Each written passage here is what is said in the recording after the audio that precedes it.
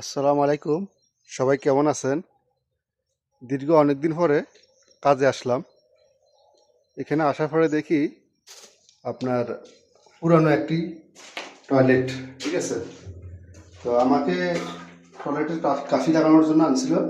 তো আমি এখন কাশি লাগাইতেছি, দেখছি নিচে এক লাইন লাগাইছিলাম, সব দিকে এক লাইন লাগানো শেষ। তো আমাকে বলছে যেভাবে আছে ওইভাবে লাগাই দেওয়ার জন্য। তো আমি চিন্তা করলাম কাজটা আমি করবো, একটু লেট হলেও কাজটা একটু শক্ত করে করতে হবে, কারণ এটা হচ্ছে আপনার ফিনিশিং ওয়াল, দেখছেন? একদম ফিনিশিং ওয়াল। এই ওয়ালে যদি আমি টাইলস লাগাই, টাইলসটা বেশি দিন টিকবে না।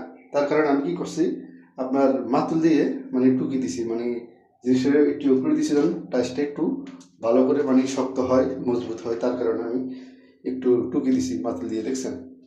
তো এখন উমানি আসছে, আইসা আমাকে বলছে ঠিক আছে, জেন, ঠিক আছে, এইভাবে শক্ত হবে।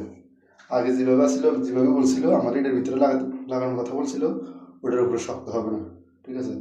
তো যদি আপনারা কাজ করেন, যে যেখানে কাজ করেন, নিজের থেকে নিজে একটু সতর্ক হবেন।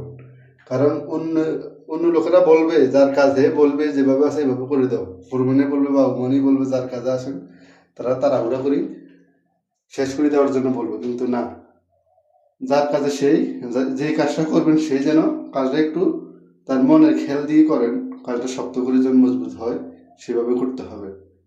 তো ভালো থাকবেন সবাই, আল্লাহ হাফেজ।